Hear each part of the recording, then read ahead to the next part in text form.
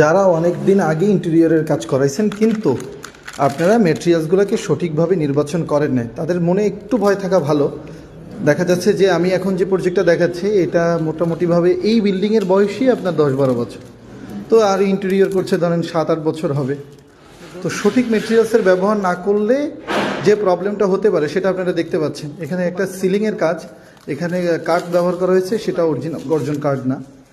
So এই কাঠটা দেখেন কিভাবে শেষ হয়ে গেছে, ওখান থেকে বের করছি এবং পুরো ডিটেলিংসটাই আমি আপনাদেরকে দেখাতে চাচ্ছি যে আসলে জিনিসটা কিভাবে ভঙ্গুর হয়েছে এবং কিভাবে একজন ব্যক্তি ক্ষতিগ্রস্ত হতে পারে।